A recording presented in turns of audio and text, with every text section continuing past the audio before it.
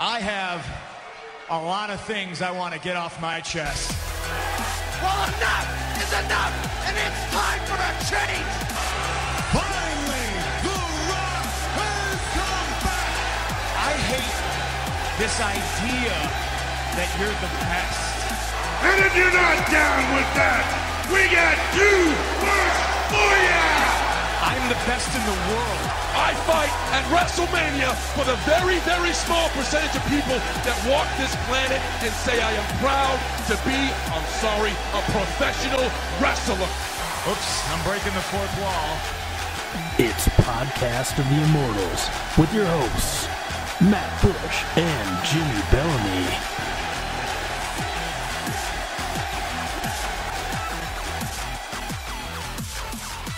All right, welcome to Podcast of the Immortals, episode 5. 5. We're this many. Half to 10. Half to 10.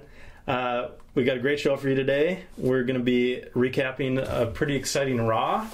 We also have our second day, I guess it's round, 6 through 10 of our fantasy draft, WWE Fantasy Draft, that you dominated the first day of. Week 2. Week 2, yep. And then we're going to count down a special top 10, Road to WrestleMania. We got a WrestleMania themed top 10. We have the top 10 WrestleMania performers of all time. So that's really exciting. I think we got a really good list. So we'll get right into it. Raw kicks off. We got the Undertaker coming back again. It was perfect for what had taken place a week ago with the death of Paul Bearer. Mm-hmm. It's what I expected. I thought it was a neat way for them to weave in the tribute as well as the current storyline leading up to WrestleMania with CM Punk. I wondered last week to you. I don't even know if we were recording when there we go. So we have it documented. I wondered how long it would take WWE to do the Paul Bearer in the urn angle, and they wasted no time and did not disappoint. 45 seconds, I think, it did. It did not disappoint. Well, it was awesome. It was respectful because you know that he would have liked to be involved in an angle and getting an Undertaker WrestleMania match over. And boy, did it get over with CM Punk. The perfect time to come out. I mean, that camera angle was perfect.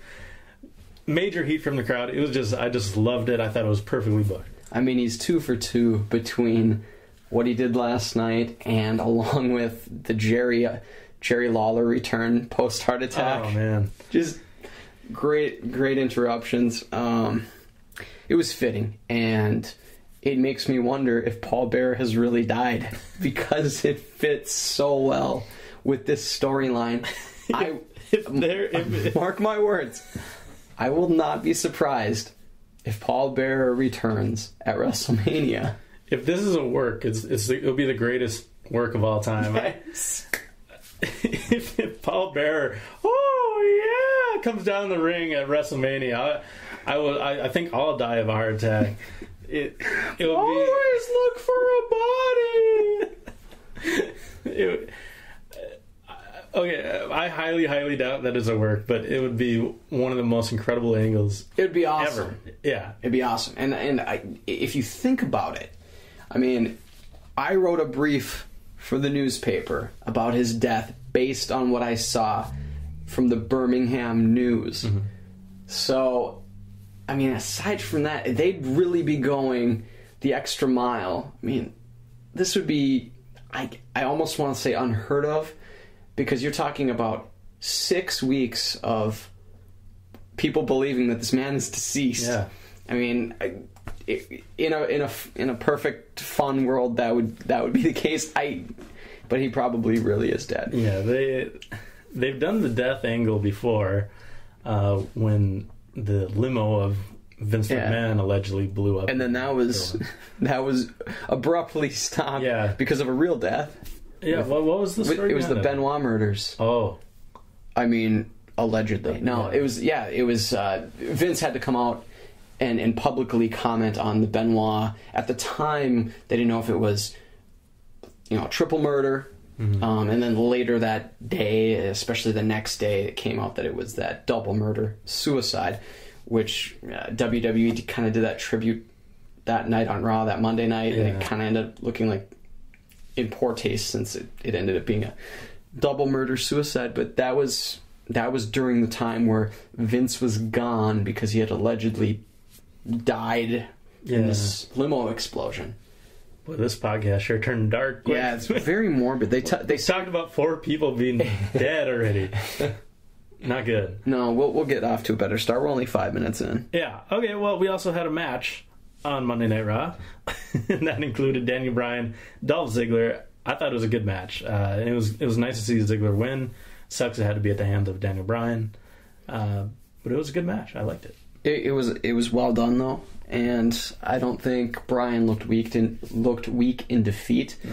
Ziggler needed a win. He's taken a lot of losses lately, so like you said, it was good to see him win.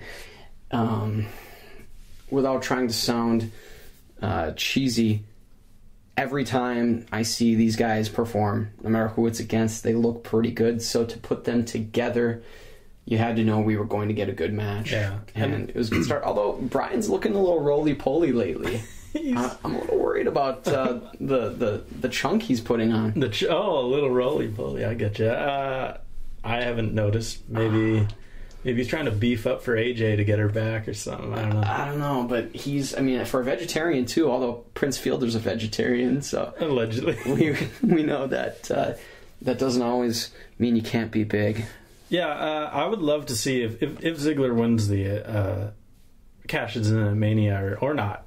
I would love to see that feud go forward. Mm-hmm. Especially with the AJ element of it, and they're so good in the ring together. I think it could be a really, really interesting feud. So I'm excited to see what happens there. That'd be the good way to have that fork in the road split, but with the Team Hell No. If you have Bryan go that direction, feuding for the title with Ziggler, they could put on a good program.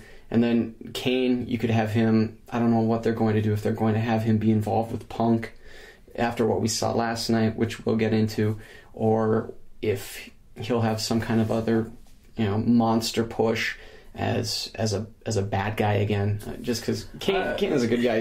It'd be tough to turn him heel after Bear's death, I think. But he's also one of those guys that they're constantly changing. Like, it looks like Big Show might be a good guy again. He and Kane, I think they've had more face and heel turns than anybody over the years. I've kind of liked Big Show's heel turn so far. I mean, heel run, I should say, because he's turned a while ago. I think he works better as a monster. He's more believable as a bad guy. Because really, when the Gentle Giant isn't winning any championships or threatening to win any championships, but I've liked what Big Show's done recently, and it's not like he's he's knocking people out. Yeah. Even though he's kind of going against the Shield, but he's just mad because they're beating him up. Like, it's not because he's a good guy all of a sudden. He's just getting his ass beat, getting that triple powerbomb, which is you can see him like spitting spit out just like in preparation to like get this bump, but. Yeah, I can see it going either way. I think he looked more like a good guy in that interview with Matt Stryker. He didn't really give off the bad guy vibe, and that's what makes me think he's going to he's hinting towards this alliance with Orton and Sheamus, at least for WrestleMania. Yeah. We'll see what happens.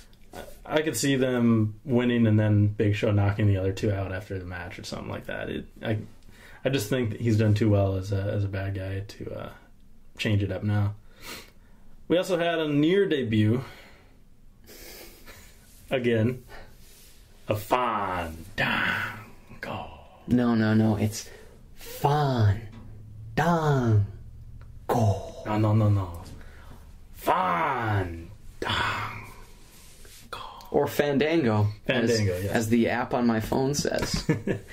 I mean, I've never seen the guy wrestle before, so I'm kind of excited, but what is this, like 1980s WWE, WWF again? I don't know what it's accomplishing. I mean, Johnny Curtis, I think he briefly debuted on SmackDown. He had those vignettes where he was almost looking like a poor man's Zack Ryder, and I guess I don't know what benefit it is to delay somebody's TV debut, at least TV in-ring debut. Mm-hmm. I'm sure the man is hoping to get out there and perform in the ring on TV. So I don't know how in favor he is of this role. And, I mean, I think we have enough dancing gimmicks anyway. Yeah. Historically, they're not the greatest, and to have as many as we do now... How many dancing guys have won a world championship? Let's run them down. Yep, that's the list. I think we've exhausted it there. I mean, Rikishi, did he ever have a chance? He had a championship match in that 6-man Hell in a Cell where he famously got thrown off into that conveniently placed truck full of hay. Yeah. Of course, they'd have a truck full of hay during a Hell in a Cell match. Totally perfect. Like normal. I mean, because, Mick Foley had the same thing in 1998 at King of the Ring. Oh, yeah. It was a little smaller. He had that announcer's table covered in hay. Yeah. And thumbtacks. By God. My God. He's broken in half. I promise this podcast is not just going to be shitty impressions. We're going to talk. No, we're going to do other shitty impressions too. But we're also going to talk. So Fandango, of course, doesn't fight. Kind of reminds me of when Jericho came back last year. And he didn't talk, he didn't fight, he just kind of played against punked the crowd, I should say. But he's Chris Jericho. That works because we've seen Chris Jericho fight. We've seen him win championships. He's been around for years. Fandango. Okay, they have my attention, but I mean, week after week on Raw and SmackDown, it's tired. It's predictable. Let's see something new, please. At least watch him dance. He just comes out and he doesn't even do anything. He's like, hey. I'm still waiting for the women who come out with him to fall. I mean, they're wearing these incredibly thin high heels. I'm just waiting. It's live TV. I mean, I'm using air quotes here. I mean, Raw's live. I think it's on like a 10-second delay or something. Although, when I was there in, I think 2000, 99 and 2000, in Minneapolis, they were almost in sync with TV. It was crazy because it was right up to the minute if you looked at your watch. And yeah, it was a watch back then. I didn't have a cell phone, believe it or not. That's how long ago it was. They were a lot closer to live, where now I think it's by maybe, I want to say maybe half a minute. I could be wrong on that. It was pretty close because when I was when we were at the event last year. Is that March? February. Yeah, February. It was late February or early March. It seemed to start right at 8 o'clock on my phone. So I recall that as well. Yeah. That was when it was a 2-hour Raw. Oh, I long for those days. We also had a tag team match. Again, the New Age Outlaws come back. It wasn't for a real match, though. No, I think they're coming back so I can further apologize for and take everything back that I said about Billy Gunn. I mean, he looks like my dad now. And with that's long, strangly hair.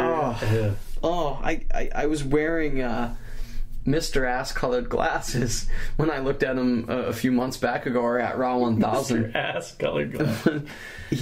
He's old, he's slow, he's balding. I don't know what's going on there. I laughed the other day. I was looking at our stats on our website, and someone found our site and clicked on it with a Google search of Mr. Ass. So I just thought of you because he's my guy. In WWF No Mercy, the Nintendo 64 video game, he's one of the best guys to be. I will stand by that to this day. He is unbelievable. He's my dude when it comes to winning Royal Rumbles. When it comes to winning Royal Rumbles. And Steve Blackman in a Hawaiian shirt. Unstoppable in Royal Rumbles. Was he just giving roundhouse kicks? Yeah, roundhouse kicks. And that was about all he could do. He didn't get to have that kendo stick in the Royal Rumble. So he was lethal. He could not be eliminated with that Hawaiian shirt on. Nice. Well, Lesnar interrupted the match, and he made his presence felt, given how many 2-3 F5s? 2. Yeah, one to Gunn and one to Road Dogg. Sure. And it was really interesting. He wants to make the stipulation for the match against Triple H at Mania after he agreed to it. So what kind of match do you think they're going to have? without getting a chance to think about it, before I got a chance to think about it, I saw former WWE writer Seth Mates, who I follow on Twitter and who is amazing on Twitter. Anybody listening to this, follow Seth Mates. It's at Seth Mates, just like it's said. That's how it's spelled. And give a follow to us on Twitter as well. That'd be awesome. Seth Mates said that he thinks it will be an MMA style match or an MMA type stipulation so that WWE can have Triple H win and say, look, a wrestler beat the UFC guy. I could see that happening because it involves Triple H, and anytime WWE has a chance to look better than an outside company, a la the WCW Invasion and every other wrestler who comes in from somewhere else, they jump at that opportunity. Yeah. I'm going to go with, though, what I said. I think, again, I don't know if I said this on the podcast. I'm getting old. I may have just said this off the air, that I think it's going to be with Triple H's stake with the company involved, or something involving where if Triple H wins, Paul Heyman will go away, or Brock will go away. But if Triple H loses, he will have to go away and allow Paul Heyman some kind of, clout within the company. So would you see Lesnar possibly winning then? If it wasn't against Triple H, I'd say, yeah, I could see Lesnar winning. But I think he's back to get paid, and he doesn't care how he's made to look. And I just don't see Triple H losing because he lost the last time against Lesnar. Yeah. I think... Triple H is kind of in the Undertaker category now. Once, maybe twice a year, he's going to wrestle. Mm-hmm. I just don't... With Lesnar recently re-signed for 2 more years. He's through WrestleMania 31. If they're going to make him a legit threat, they can't have him lose 2 out of 3 matches that he's fought. Barring some kind of interference. I'm thinking there's going to be like no DQ, no hold barred, something like that, where they can beat each other up with chairs, where there can be outside interference and the match can still go on. And this is where Shawn Michaels, I think, is going to be involved in some point, because he's gone through everyone. He's hurt Vince McMahon. He's taken out the New Age Outlaws. He's broken Triple H's arm twice. He's broken Shawn Michaels' arm once. Shawn Michaels wants revenge too, okay? Because he was pulled out of that car and beat the crap out of, and I could either see it going one or 2 ways. Either Michaels helps him, hits him with his sweet chin music, something rather like that, or he accidentally costs Triple H the match, which could set up a WrestleMania 30 match between Triple H and HBK. That's why we pay you the big bucks. Yeah. I like that scenario, and I could see that happening. One element that we're forgetting, and I don't even know if it's worth mentioning, but it did happen this past week, is X-Pac signed a Legends contract with WWE.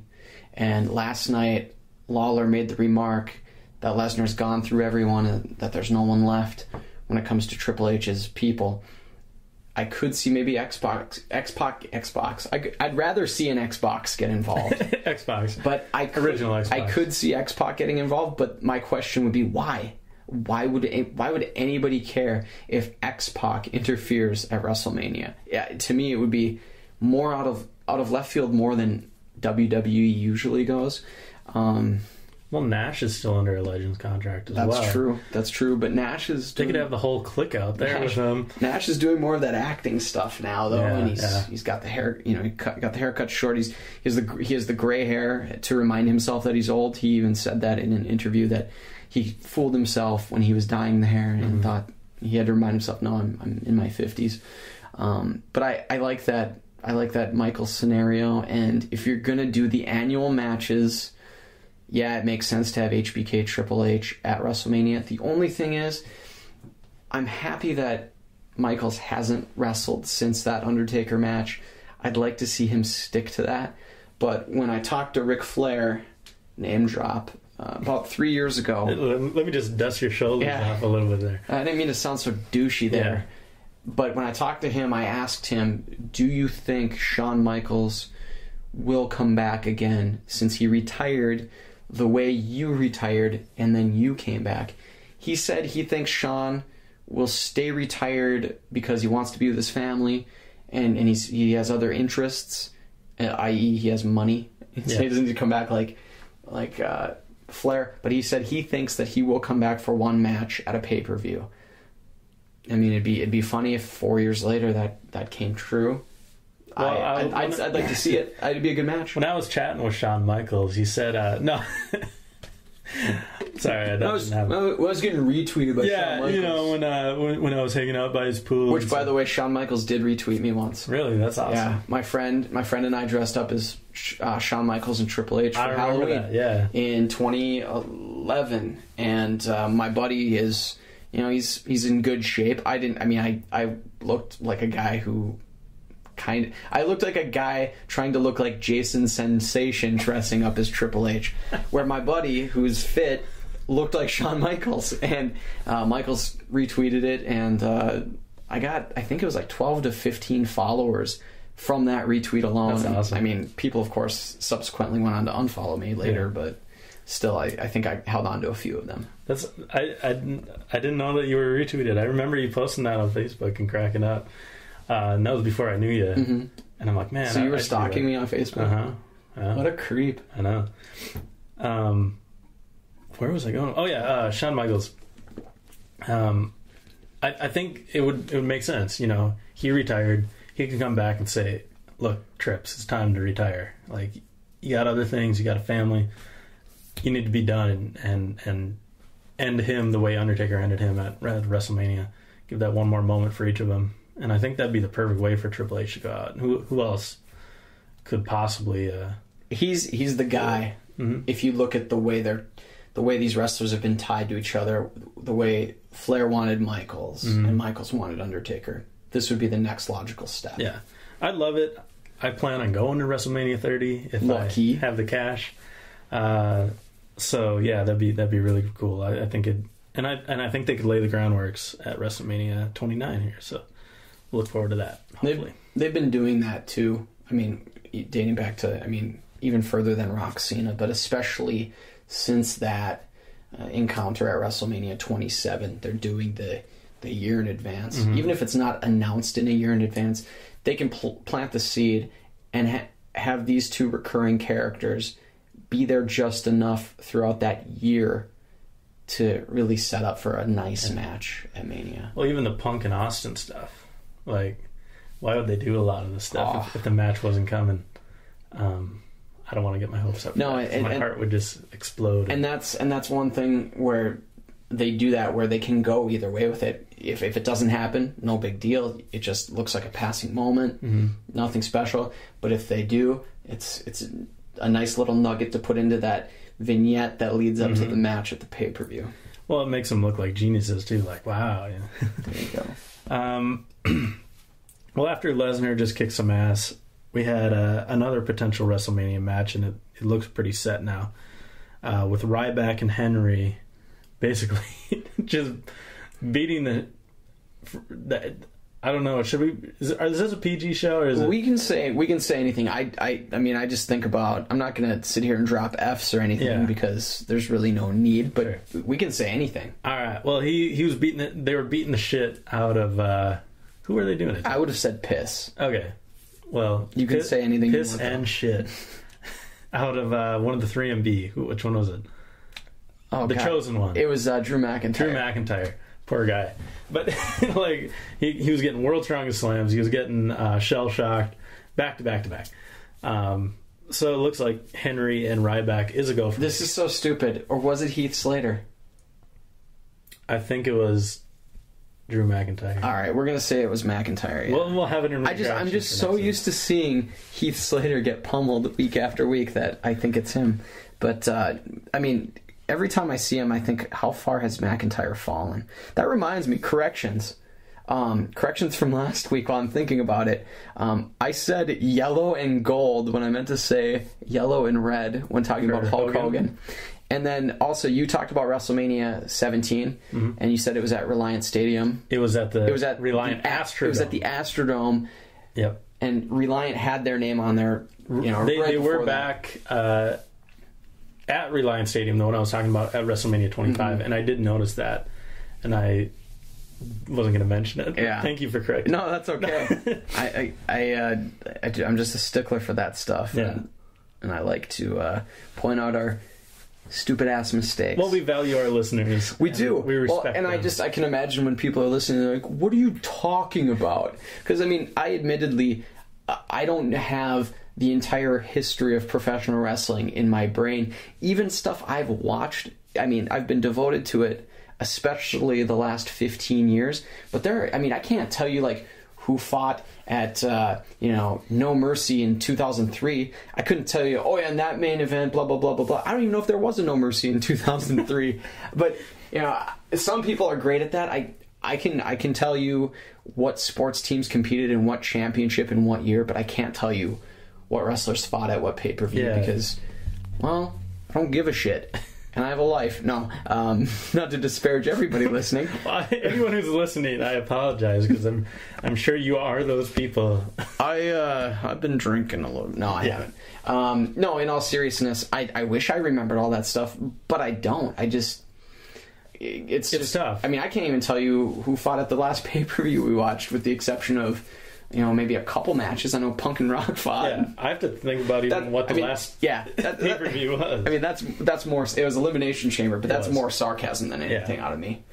But yeah, back to where we started here. Ryback and Henry Mania match. I'm not pumped about it. Well, we're going to see it. They're fighting probably in about an hour. They're fighting tonight on SmackDown at the SmackDown taping. And this is probably a match to lay the groundwork for that WrestleMania feud and keep up with the Rematch-a-Mania theme. They're like, we can't have these guys fight at WrestleMania. They haven't had a match yet. So they're having this match on SmackDown.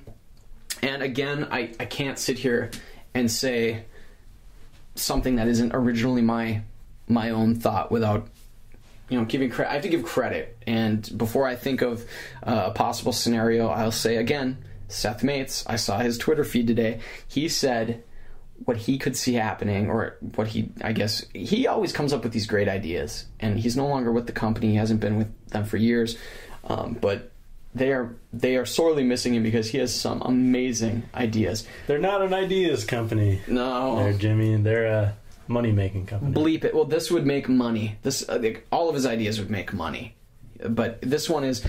He just said that Ryback will fail to put Henry up to finish him, and that will build momentum and more, excitement for WrestleMania when he finally does lift him up. So that could be something that does happen tonight that we'll see Friday. I will have my DVR set up ready for it, so there you go. Ryback wasn't even able to put up Tensai. Although it looked like Tensai was sandbagging a lot. Well, he's a fat blob who's not very good. Now he's back to wearing those leather pants. Albert. At least he's shaved down now. He is the world heavyweight champion in my WWE 13 universe. I don't know if I should be publicly saying that, but I've built him into a stud. I was wondering, why do you have him as champ? When I started the My Universe mode, I wanted to take a couple of wrestlers who haven't been given a shot or aren't that good on TV, just because I think I'm tired of the same old. So I chose Tensai on Raw and Unico on SmackDown, and I got into a role with them because they were consistently being put in the matches that I had for Raw, SmackDown, and then I changed Superstars to NXT. God, this is so nerdy. Sorry, but I was given an opportunity to have these guys in these randomized matches, so I just went with it, and I was able to build their momentum faster than anyone else because of the chances they were given. And I thought, hey, why not go with it? These guys have won 6 matches in a row. I'm going to stick with it. So I have, and he's the world champion. Unico won the United States Championship at the same pay-per-view, Capital Punishment. And we're just going to see what happens. And I didn't realize that this happened. It was just an added bonus. Their overalls get better. And it's completely separate from the regular game, which is nice. So, I mean, they're already up into the high 80s, low 90s, which is laughable. For Unico, I think it was like an 81. And I went in and because Unico is so generic, where, I mean, his signature is the same as his finisher, I went in and I gave him some of Sin Cara's moves since he was Sin Cara Negro, that it just made sense. I loved when he was Sin Cara and Booker T's trying to, look like you put on some muscle, man. He's putting on a little weight. Just trying to he also grew about 4 inches and You put a mask on and everybody... Yeah. I was just hoping that they would make it stupid where like one of them would have been completely tattoo clad. just complete like hair, is coming out, and I don't know why they do that stuff. Like Undertaker, Underfaker. They've done different doinks. They've done... Some dude likes it. I'm sure they've had several Kim Chi's. Kamala's handler. Kim Chi. Yeah, I don't know. They just love multiples. Yeah, multiples. They brought back the Bellas. At least I can tell them apart now. That's all I'm gonna say. I know what you're talking about. Yeah, of course you do. Which one got the? Nikki got the breast implants. And Breeze with John Cena. Is that correct? In real life? Yeah. Daniel Bryan. Yeah. So Cena might have been paying for some. I'm sure Nikki makes some money. Yeah, I'm sure Cena makes more. It's like a $3,000 to $6,000 investment. 3 in one hand, 3 in the other. I guess, yeah, sure. I don't know. I've never had breast implants. No, me neither. Not ruling it out, though. Okay. Well, the Rhodes Scholars had a second match of the night as well. They took on Sheamus or Orton, who... I forget what happened. I think the Shield came down. Is that right? They beat Rhodes Scholars, and then they beat Shield with... Fuck. We're really messing up right now. I just dropped an F-bomb. we I'm trying to remember because didn't they come down and help Big Show earlier? Something like that, yeah. Because when the Shield attacked Show... Orton and Sheamus... Oh, no, when they were walking to the back to celebrate their victory... That's what happened. Orton and Sheamus were they were walking to the back, and that's when the Shield jumped them. And they got the upper hand at first, and then Seth Rollins delivered that devastating flying knee to the head of Orton. You remember that when he knocked him off stage? Oh, I might have skipped forward. Were you pooping at this time? Maybe. That's fine. I have no memory of this. That's fine. We don't need to give a second by second. But that's what happened. They beat Rhodes Scholars. It was a decent match, and then Shield attacked. Shorten. I'm calling them Shorten, not the Celtic Vipers like they were called last night. I'm calling them Shorten. Them the Celtic Vipers? Yeah. I'm just calling them Shorten. Sure. And I'm going to go trademark that. Sure. And they beat him up on the stage. Or Ormus? That was it. No, Shorten. Okay, Shorten's better. Well, anyways, the Apex Shameter. All right, we're done. Yeah. Well, that's our show for today. Miz and Barrett apparently are going to have a match of the terrible movies. I just love that they pick these 2 clips that are just littered with gun violence. Yeah. Like, look at the Miz look uncomfortable firing a gun. Don't be a bully, be a star. Oh, jeez. And then, like, Wade Barrett... I mean, he plays just like a crony in this Dead Man Down movie, He's just right? a dude. He's just... you could barely see him in the clip they showed. Yeah. And I'm so bored with anything Miz does right now. I can't get behind a good guy Miz. I'm sorry. He's much better as a douche because he's a dickhead. Well, my only question and the only thing that could come out of this feud is that they unify the belts. Oh, that'd be great. That'd be great. But Mania. So are we going to get Cesaro involved or what? Yeah. I mean, Cesaro and Miz have been going after it too. I could see a fatal 4-way with who's Barrett been feuding with? Bo Dallas. Bo Dallas, maybe. I could see a 6-way or ladder match. Did I miss something? Why was Bo Dallas dressing in the heel locker room? I don't know. Like, that's the first time we've seen Bo Dallas in about a month. And was that Alex Riley who got thrown over the table by Kane? I didn't see who it was. The back tattoo crucifix makes me think it's Alex Riley. I love that he gets thrown over a table and he needs they're like, help. Like, get the trainers. This professional wrestler has fallen.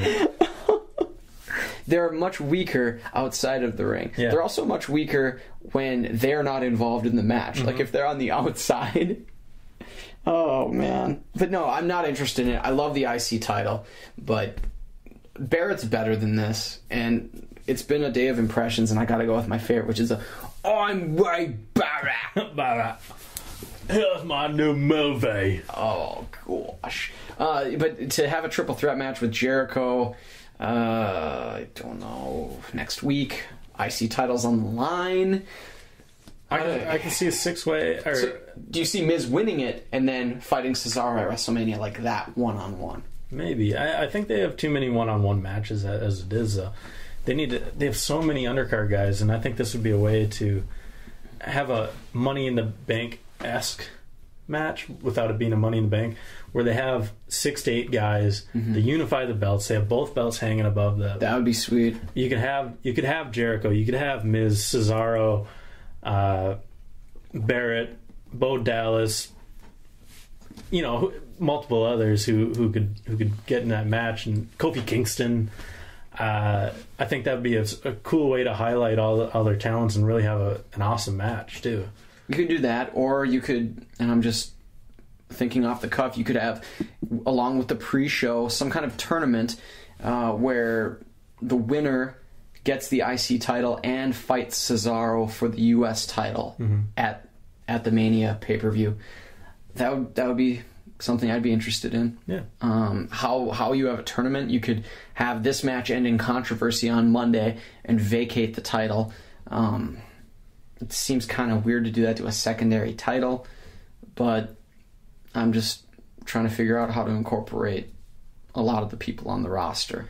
Yeah, because, really, we haven't had a lot of announced matches. We got the Big Four, we got Ryback match, and that's about as much as we know at this point. I'm just worried about the Divas title match. We saw Caitlyn lose last night. Divas are still on the roster? Believe it or not. Well, they grew by 2 last night. At least I was seeing 2s everywhere. You are so perverted, dude. Mm-hmm. Okay, well, let's move away from that. We had a Miz Jericho match that ended with interference by kind of worthless match again. Jericho without his Jeritron 6000. When did he upgrade? It was 5,000 forever. Well, technology is on an ever-evolving plane. It's true. I didn't know that they made 6 versions of Jeritrons. They come out every 2 years. They got the Jeriton 5000S. That's the Gen 6. Yeah, the Gen 6 Jeritron. Yep. So another pointless match. Swagger comes out and squashes Sin Cara, where Del Rio comes out and tries to help him. Another drop in the bucket for that feud. Kind of pointless again. Are we going to see a new LWO? Latino World Order? Let's briefly talk about something here with Swagger. He came out, and for his match, he didn't do it this time. But what the hell is that sweep thing that he does at the start of his entrance? Where he awkwardly, and people overuse the word awkward now. Can we talk about that for a second? People overuse the word awkward. They say awkward when it's really not awkward. What they're talking about isn't awkward. But what Swagger did or does here makes me feel awkward and uncomfortable. Where he does that like slide with his right leg to go like over his left, and then brings it back really quickly, but he doesn't do it quick enough. He just looks uncoordinated. I think it's so that he has a cool entrance in WWE 14, so that he actually has something rather than doing the push-ups on the ramp. No, and you're gonna think I'm a goon, but I changed his entrance, and it's hard. I just gave him some kind of generic entrance because there is really nothing that he does now. Yeah. In real life, that is in the game. I bet maybe you saw a football player do it when he was growing up, and he thought it was cool, but it wasn't. So he just emulated it. It's bad. Yeah. But then we get to the main event of the night. We have Undertaker. Well, not Undertaker, I should say. Kane and CM Punk in a match where Kane wins because of the Undertaker distracting him with his dong. I think that's run its course for me. Yeah. Sorry. Well, it is his dog. I don't even know what else to call it. His bell. They called it a bong. Bong? Earlier last night, I think they called it a bong. But it's a dong. It is a dong, absolutely. But they probably, like me, giggled when you said dong at the thought of using the word dong, so they said bong. Chime. I would have said gong. It's kind of a gong. Sure. Although the gong's more of a... Yeah. That's not a gong, that's an ocean wave. The Undertaker's noise. Yeah. Music. Entrance music. Yes, happened and distracted Punk. He gets pinned after a chokeslam. Boy, did he take a chokeslam onto that chair. The last one? I get from Kane. But the one that pinned him, he didn't hit the chair. No, not the last one. But that one, I mean, you could tell he landed on it wrong. Yeah. Oh, he was, like, I could tell he was really, like, for real hurt there. I thought you meant at the finish. No, not at the finish. Yeah. I was pleasantly surprised that was a no DQ match. That was a pretty good match to be able to add the elements of the ring bell and everything they did. I enjoyed it. Yeah.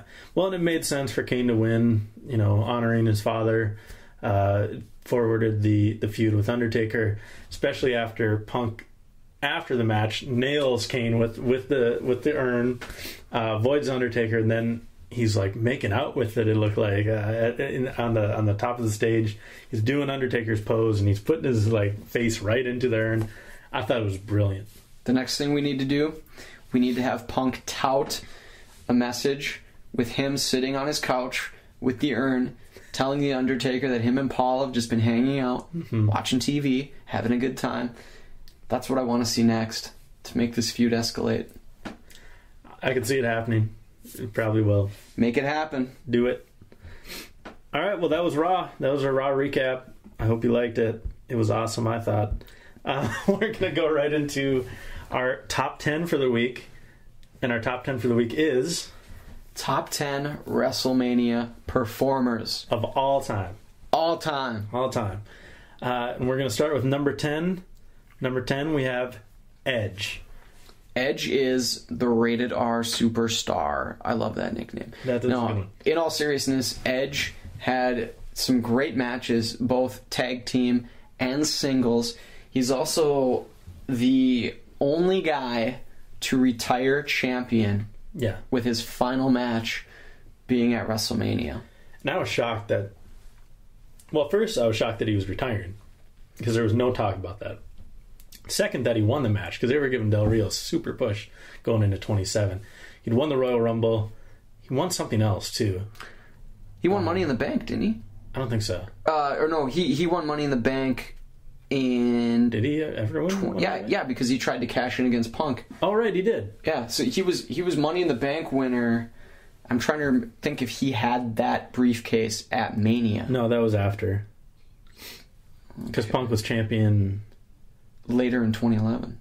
Yeah. Oh yeah, Money in the Bank came after WrestleMania that year. Okay, yeah, it was that Money in the Bank. But yeah, he was on a big push, and I remember watching that match and thinking that it was going to be Del Rio going over. Yeah. So Edge, we have stats for all these guys. It's kind of cool. Was in one main event at WrestleMania 24 against Undertaker, where he lost, of course. But he did have 2 Match of the Years from Pro Wrestling Illustrated. And that was at WrestleMania 2000 against the Dudley Boys and the Hardy Boys, along with Christian. Awesome match. In the first ladder TLC match, right? It was not a TLC match. It was just a ladder match. Look at you. You did your homework. Yeah, I did. And then 1 year after that, at WrestleMania X7, was the first TLC tag team match.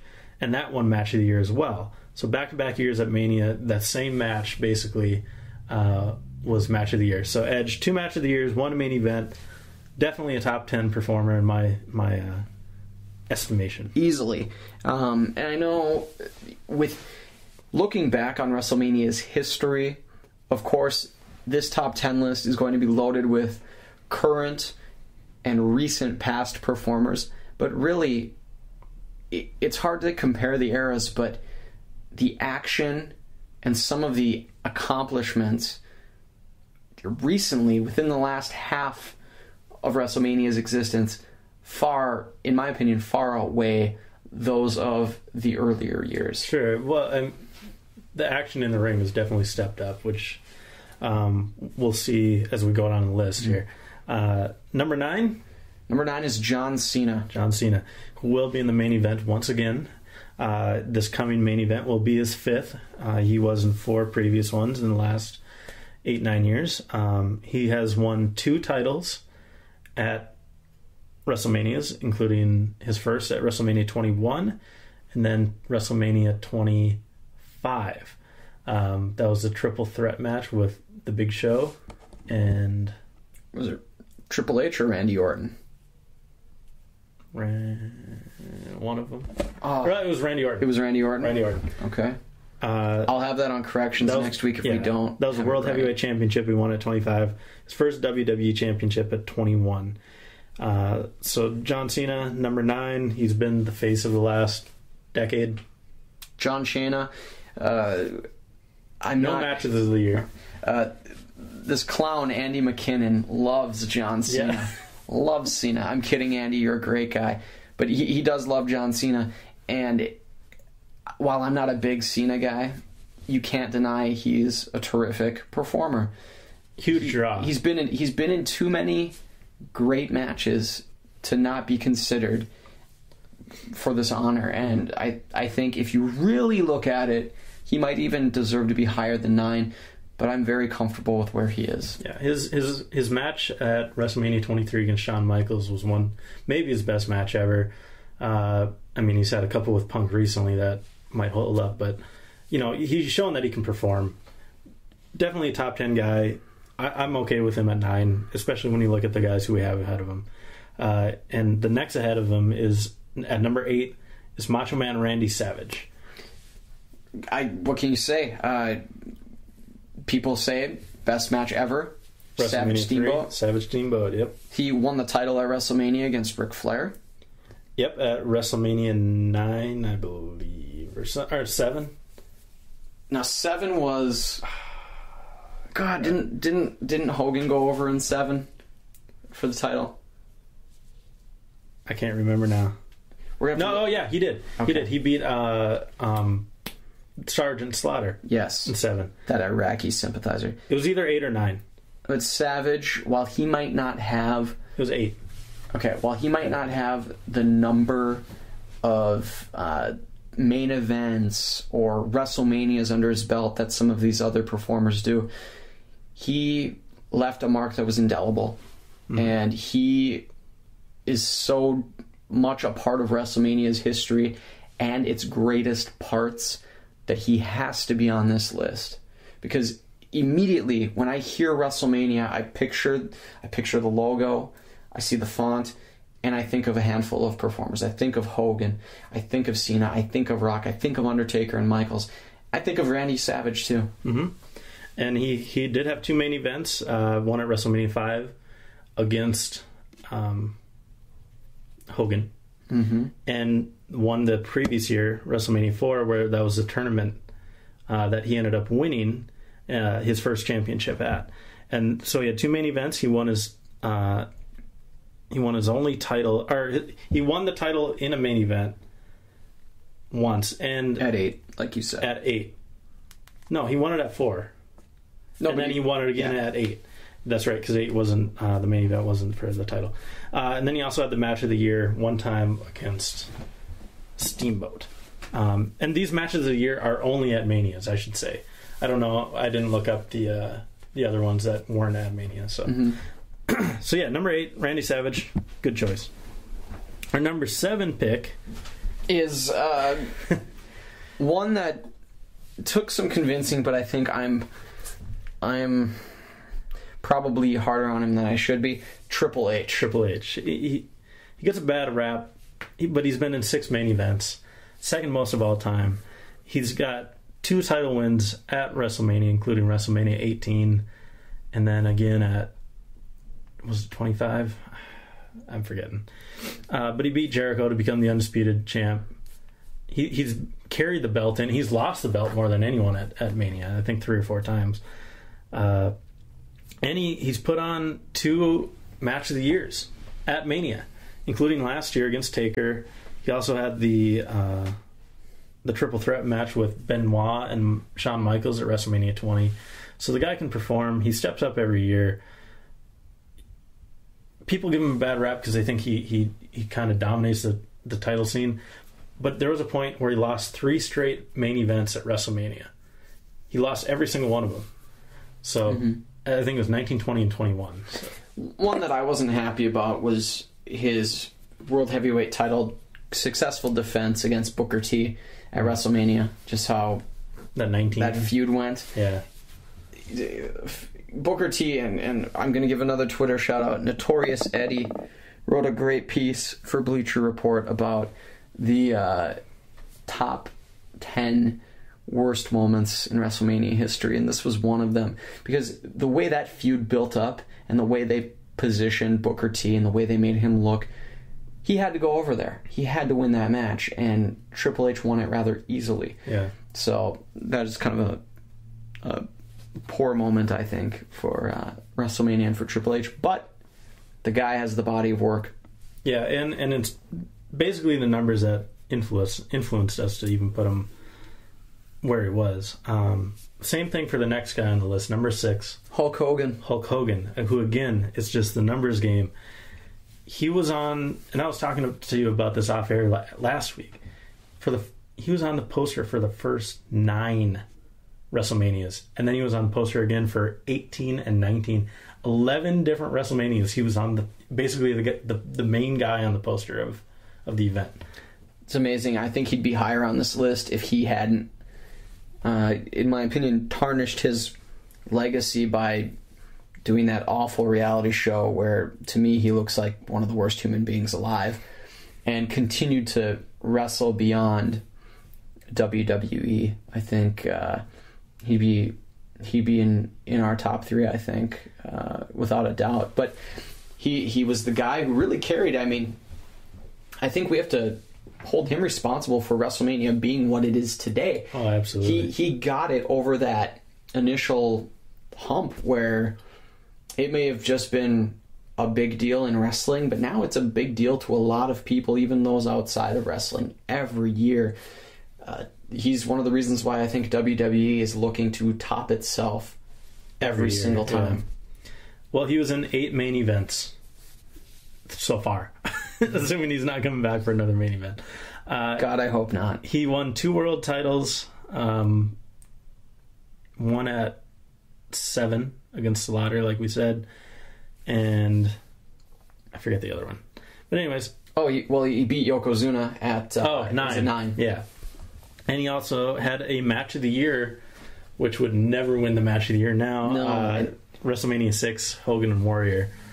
If you watch that match, it's pretty awful, but again, this is at the time where 1990 guys like that aren't fighting big guys weekly like they are now on TV. They're fighting at pay-per-views, and that's really pretty much it. Yeah, the immensity of it just overshadowed what happened in the ring. Mm-hmm. So Hogan, number 6, well earned, I think. You know, that much work, you got to put him somewhere. Our number 5 is Bret the Hitman Hart. Yes, he is. We'll give you the stats quick. He was in 2 main events, number 10 and 12. You could argue for number 9 as well because he was scheduled in the main event, which ended up being Hogan in the main event after he got the sand thrown in his eyes. Although that Hogan match was 22 seconds. Yeah, I was going to say it wasn't even a minute. So I mean, you can make a case for 9, 10, and 12. And 12 was maybe the greatest WrestleMania match of all time against Shawn Michaels, the hour-long Iron match that had to go into extra time.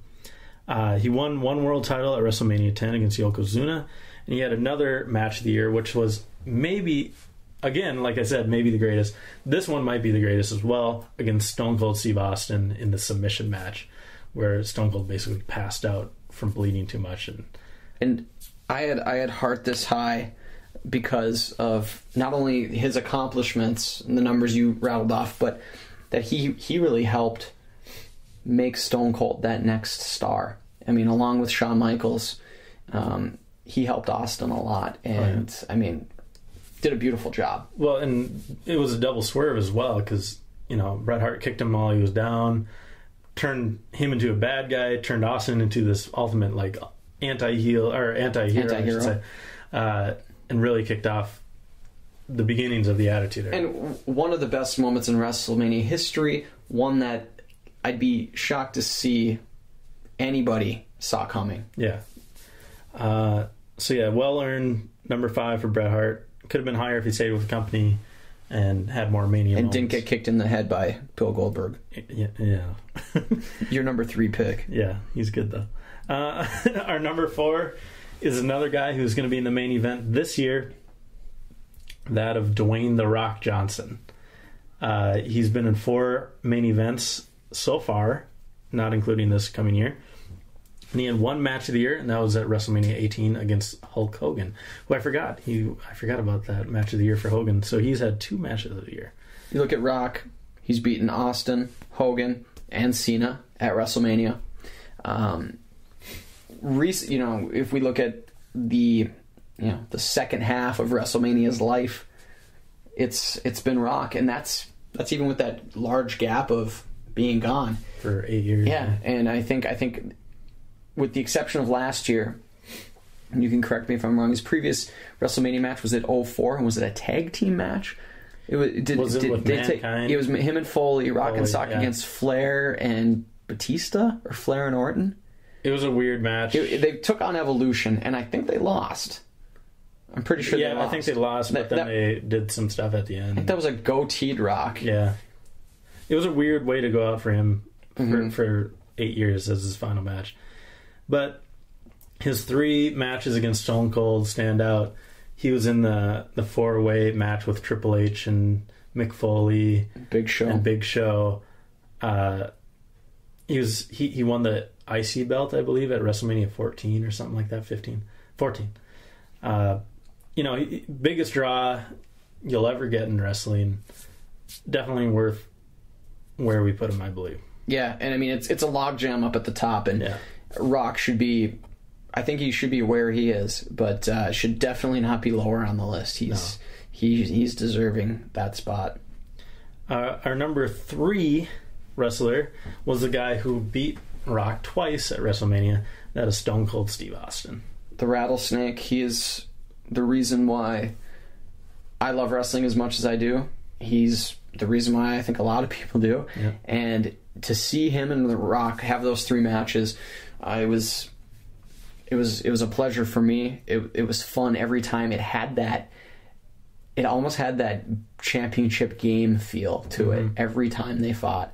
And even when they chose that awful ending of having Austin turn heel and hit The Rock with a chair like 37 times before he finally got the pin with McMahon's help. Even with that, he's still one of the greatest of all time, and he'd be at the top of this list if not for the overall body of work of our top 2 guys. And I think everybody listening can predict who we have in our top 2. Yeah, just a quick. Austin was in 3 main events. 14 against Shawn Michaels, where he won his first title. 15 against The Rock, where he won another title.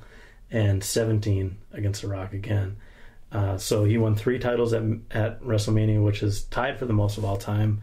And he had 1 match of the year, and that was against Bret Hart, WrestleMania 13.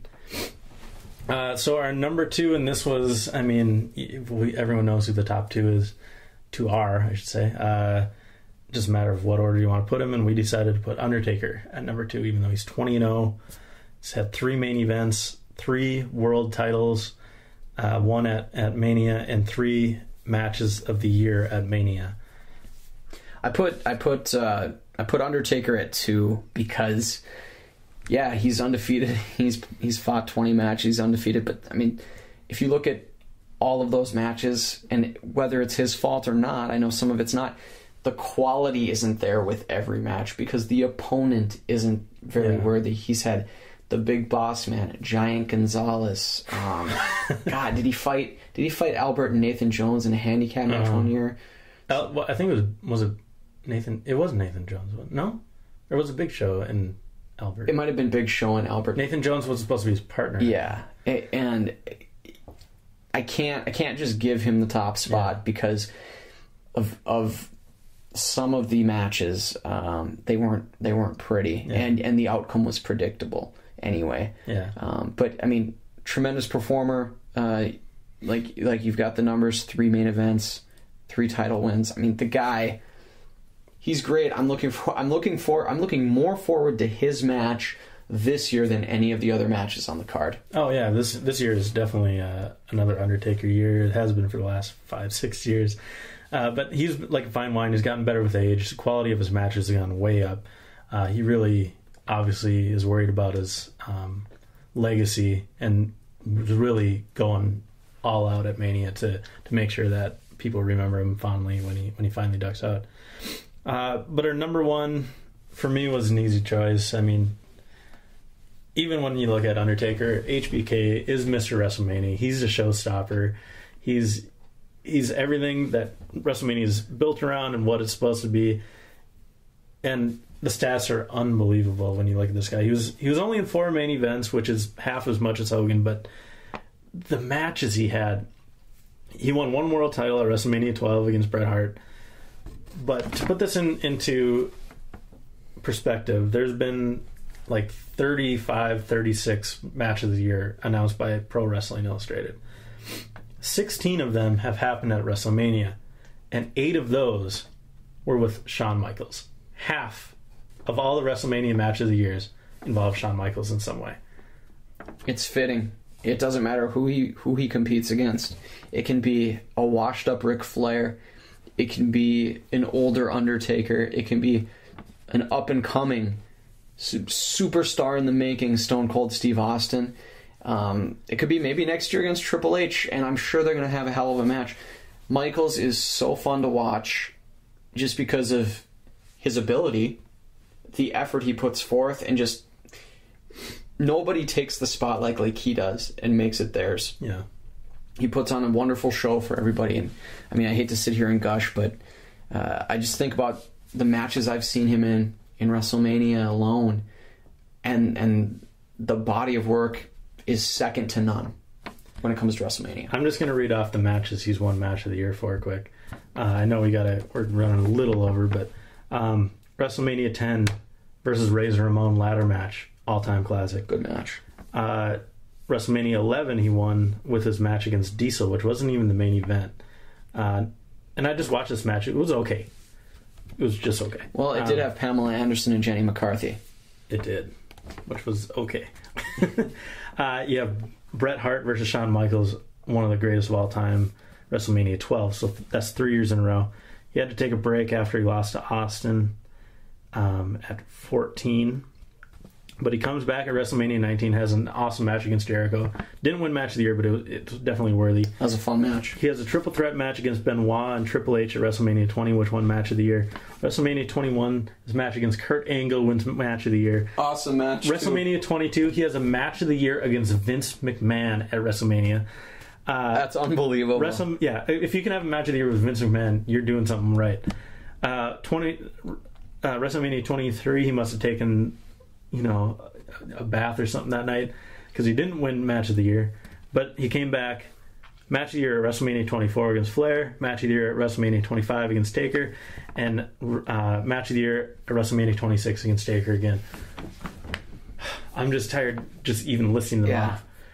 That's an impressive list, and I forgot about that McMahon match. Yeah, and it's good.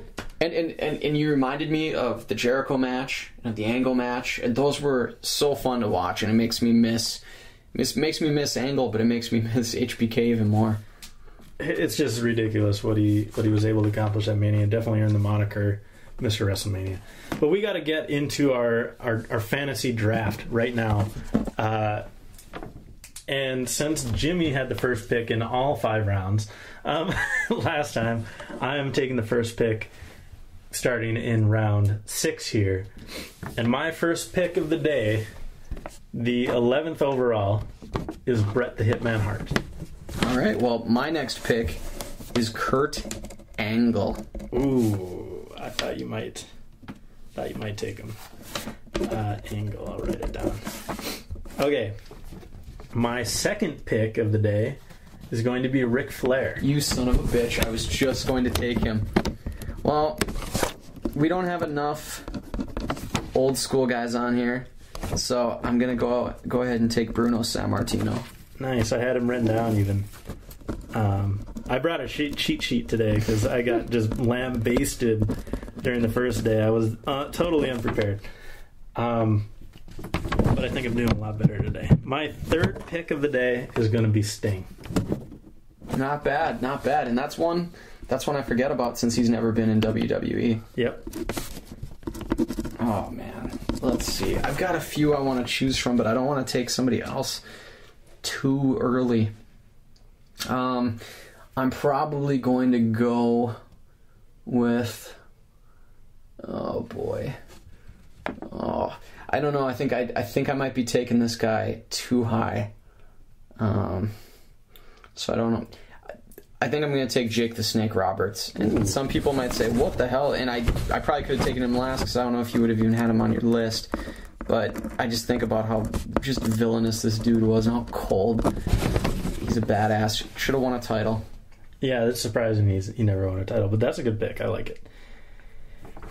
All right, where do I go from here? I had Angle next, but you know what? I'm gonna take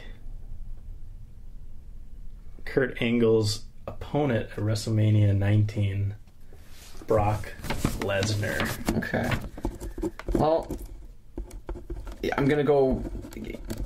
This guy's not as old, even though he's retired. He's not as old, but as maybe some of the other more accomplished guys. But his title wins and his resume are impressive. I'm gonna go with Edge. Can't go wrong there. We're just talking about him. All right, my last pick of the day. I gotta make this a good one. There's 2 I'm contemplating. I don't like either of them. Well, that's good. Yeah. Man. I have the perfect last pick, and I know you're not going to take him. Okay. So you best come up with a good one here, son. I'm trying. I know this is awesome just to listen to right now. Is me thinking.